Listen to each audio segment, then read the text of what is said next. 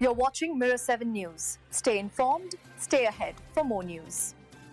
What a night it was at Twickenham, as England's Red Roses were crowned world champions once again. In front of a record-breaking crowd of 81,885, England defeated Canada 33-13 in the Women's Rugby World Cup final. This was their third world title, and it came with a performance that was both powerful and commanding. The kind of display that showed exactly why they are considered the best team in the world. The match itself was filled with energy from the very start. Canada struck early, with Asia Hogan-Rochester crossing the line just 5 minutes in, giving the Canadian supporters plenty to cheer about. But England responded quickly, and it was Ellie Kildunn who scored their opening try only minutes later. From that moment, momentum shifted. Amy Cockayne powered over in the 19th minute, and Alex Matthews added another try before halftime. By the break, England led 21-8 and looked firmly in control. Canada continued to fight in the second half, with Hogan-Rochester adding her second try.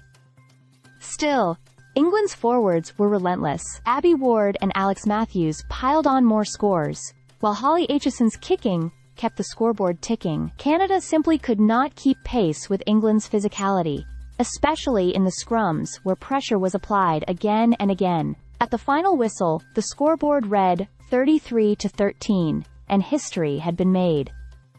This was England's third world title, and their 33rd consecutive victory. For context, their last defeat had been 3 years ago, in the final against New Zealand. Since then, they have dominated the women's game, and this win was seen not just as redemption, but as a defining moment in the rise of women's rugby. The atmosphere at Twickenham was electric, and players spoke openly about what the victory meant. Captain Zoe Aldcroft described it as what dreams are made of, while flanker Sadia Kabea was named player of the match for her outstanding effort. For Amy Cockayne, who balances her rugby career with a role as a police officer in the RAF, it was a particularly emotional night, as she finally lifted the trophy after featuring in 3 consecutive finals. On the Canadian side, Captain Alex Tessier admitted her team had struggled to impose themselves, especially in the set pieces. Still, there was pride in their journey, and their winger Hogan-Rochester had been a standout performer throughout. Beyond the final score,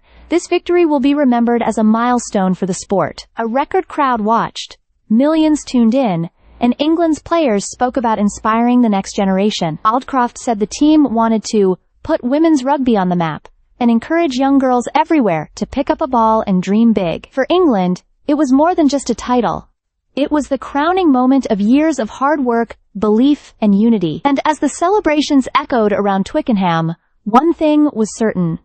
Women's rugby has never felt bigger, brighter, or more inspiring than it does right now. Stay subscribed for more videos.